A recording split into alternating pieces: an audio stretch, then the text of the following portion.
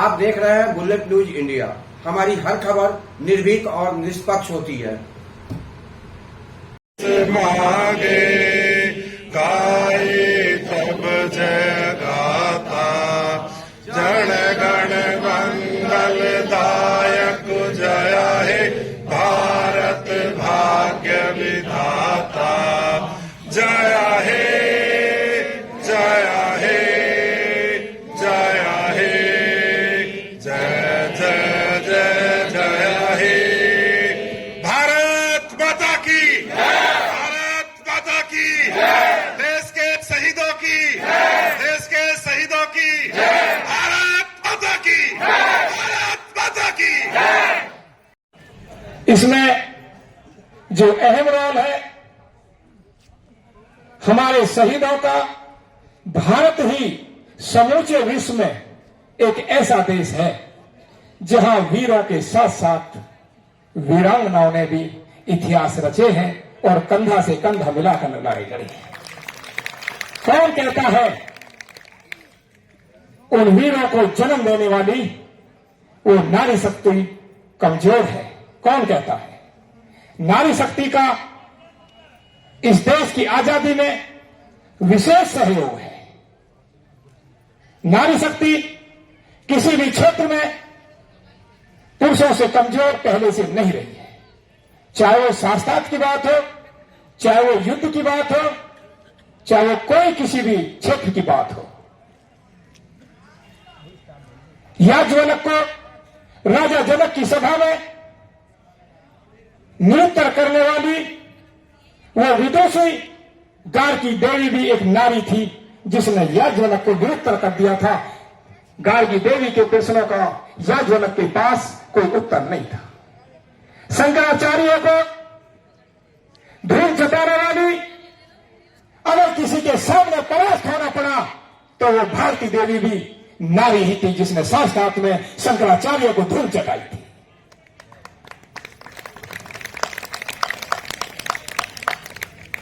खरबों लोगों दोनों के मुंह हमने सुनी कहानी थी, खूब लड़ी मर्दानी वो तो छसे वाली रानी थी।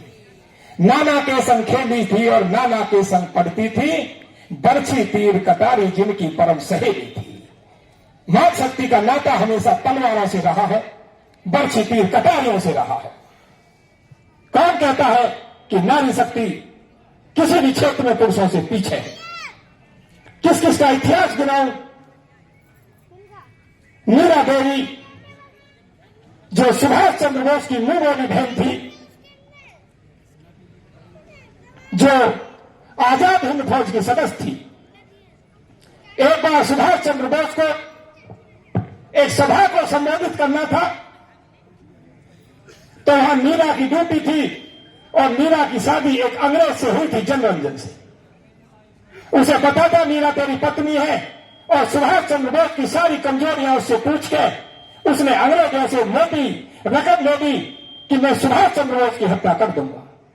तो जहां सुभाष चंद्र बोस को आना था, उस सभा को जहां से संबोधित करना था, जनरंजन वहां जाकर लग गया, उसकी ताक में लग गया कि आज यहां से वो सभा को संबोधित करेगा तो मैं उसको टारगेट करके आज सुभाष चंद्र बोस की हत्या कर दूंगा। परंतु उसे पता नहीं था कि यहां मीरा भी उपस्थित है। मीरा को वो सारी कहानी जनरंजन ने बता दी थी कि मीरा मैंने इतना धन ले लिया है, बड़े आराम से रहेंगे। तो वहीं की दो लाइन है। वो तंबू को काटता है जनरंजन और निशाना बनाने की कोशिश करता है सुभाष चंद्र बोस की हत्या के लिए। इधर देशभक्ति मीरा के लिए, इधर देशभक्ति, इधर प्रीतम का प्यार है। दोनों में से देखो किसकी जीत किसकी हार है। संकट में फंस जाती है, इधर मेरे देश की आजादी है और इधर मेरा सुहाग है, आखिर करूं तो मैं करूं क्या? लास्ट में मीरा अपनी पिस्टल निकाल कर उस जनरंजन को गोलियों से भून देती है। मीरा को गिरफ्तार किया गया। मीरा से लोगों ने क्वेश्चन करा कि मीरा ऐसी क्या मजबूरी थी, आपने अपने हाथों से अपने पति की हत्या कर दी, अपने सुहाग को अपने हाथों से तेने मिटा दिया। परंतु मीरा का क्या जवाब था, उससे कोई आंख नहीं मिला सका। वो जज भी मीरा के आगे झुक गया। मीरा कहती है कि जनरंजन के मरने से एक मीरा विधवा हुई है। अगर आज मैं जनरंजन की हत्या ना करती तो वो आज सुभाष चंद्र बोस की हत्या कर देता और मेरा देश विधवा हो जाता। इसलिए मैंने अपने देश की आजादी के लिए अपने देश को सर्वोपरि मानकर मैंने अपने सुहाग को मिटा लिया। परंतु मैं अपनी देशभक्ति हूं, ये मेरी मातृशक्ति का, देशभक्ति का सबूत है जिसने अपने सुहाग को अपने देश के लिए मिटा लिया। परंतु मैं पूछना चाहता हूं क्या यह देश मीरा के सपनों का देश बना? क्या यह भगत सिंह के सपनों का देश बना? क्या यह सरदार पटेल के सपनों का देश बना? क्या यह स्वामी दयानंद के सपनों का देश बना? आज झूठ बोलते हैं संसद में बैठकर बड़े बोलते हैं हम कश्मीर के लिए जान दे देंगे। अरे कश्मीर के लिए तुम जान दे दोगे? पूछो जाकर इन नेताओं से, पूछो त्यागपत्रों से जाकर के, कौन तुम्हारा बेटा फौज में है? कौन जाकर के सीमा पर -40 के टेम्परेचर में इस देश की रक्षा कौन कर रहा है? जान देने की बात करते हो तो भेजो ना अपने बेटों को सीमा पर, करो ना फौज में भर्ती अपने बेटाओं को। झूठ बोलते हैं, बिल्कुल झूठे लोग हैं। सत्ता आज सुरक्षित हाथों में नहीं। जो कभी भगत सिंह ने सोचा होगा, जो कभी लाला लाजपत राय ने सोचा होगा कि मेरा देश एक सुरक्षित हाथों में जाएगा, परंतु इस देश की सत्ता सुरक्षित हाथों सब कुछ फल फूल रहा है। तो आज हम उन्हीं शहीदों को यहां नमन करने के लिए इकट्ठे हुए हैं, उनको श्रद्धांजलि देंगे। अभी एक देशभक्ति के गीत के लिए ममता बहन है पथला से, वो एक देशभक्ति का गीत सुनाएंगे। भैया विपिन, हमारे किसानों का दुर्भाग्य है जो आज भी सड़कों पर बैठे हुए हैं। इसी बीच आज हमारे साथ है खलीफा जी। आइए बात करते हैं। गणतंत्र दिवस की आप सभी को शुभकामनाएं। आप गणतंत्र दिवस पर क्या संदेश देना चाहेंगे? देशवासियों को हमारा अनुभव होगा है इसको लेकर। हम कर्जा खाए बैठे हैं गुरु गोविंद की कुर्बानी का। हम क्या एहसान चुकाएंगे उनकी आंखों के पानी का। हम उनकी गणना करते हैं आजादी के आधारों में, जिनके आगे वो जो बात जब कर्तव्य कर्म की आती है, बात जब कसौटी पर कसने की आती है, तो आम आदमी पीछे कुछ ऋणवाग्र ऐसे होते हैं जो अपने धर्म पर सत्य निष्ठा के माध्यम से अपने आप को जान की बाजी लगा देते हैं। इसलिए बोला गया निंदन को वा नीतिमा यदि वा लक्ष्मी सवाल मरणई मध्यमस्तु युगाम करेवा न्याय पदे सर्वशक्ति पदम नहीं। नीति में निपुण व्यक्ति चाहे लड़ाई करे चाहे बुराई करे, किंतु जो धीर और वीर व्यक्ति होते हैं अपने मार्ग से, न्याय के मार्ग से,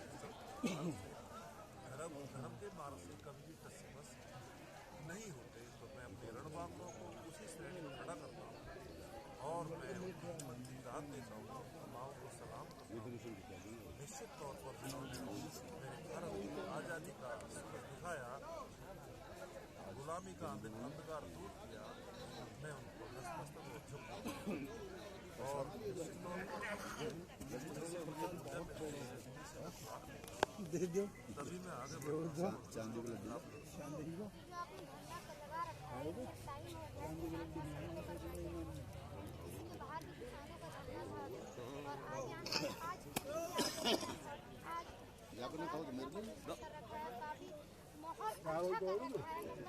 आप क्या अपनी मांगों को लेकर यहाँ पर बैठे क्या चाह रहे हैं?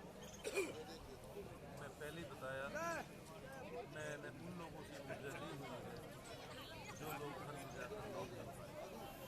मैं घर से आता हूँ शाम के समय, फिर भी मैं पहुँच जाता हूँ।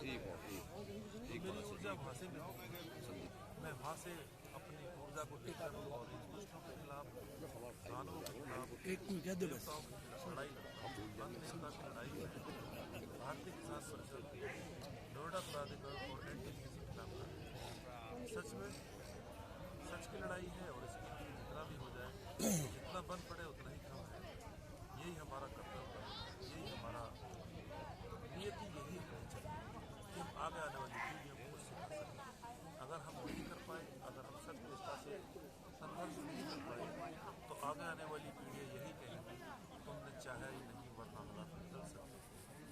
हमारे आंसू तुम्हारी आंख से भी निकल सकते हैं।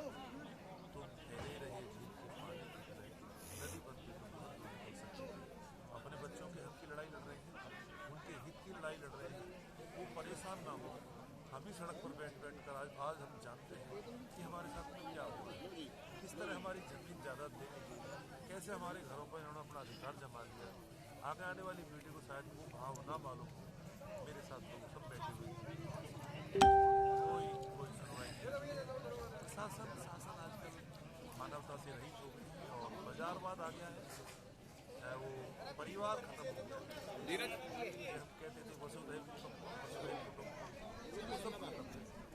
संसार को परिवार बनाते थे, सभी को अपनी गली से लगाते थे। आज ये दानव, ये दुष्ट अपने लोगों को भी तिरस्कार करते हैं और सिर्फ अपना पेट भरते हैं, अपने बच्चों को पालते हैं, उन्हीं का इंतजाम करते हैं, बाकी को तो पेट भर छुए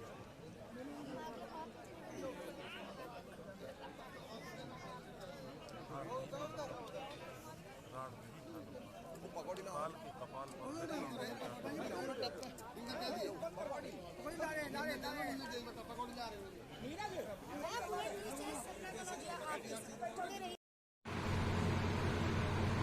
आप देख रहे थे बुलेटिन न्यूज इंडिया। जल्द मुलाकात होगी अगली खबर में। आपने हमारे चैनल को सब्सक्राइब नहीं किया तो शीघ्र ही हमारे चैनल को सब्सक्राइब करें, लाइक करें और साथ में एक प्यारा सा कमेंट लिखें। हमारा यह चैनल आपको कैसा लगा, अपने कमेंट के माध्यम से मुझे यह भी बताएं और कोई अच्छी सुझाव हो तो ये भी अवश्य दें। तब तक के लिए नमस्कार।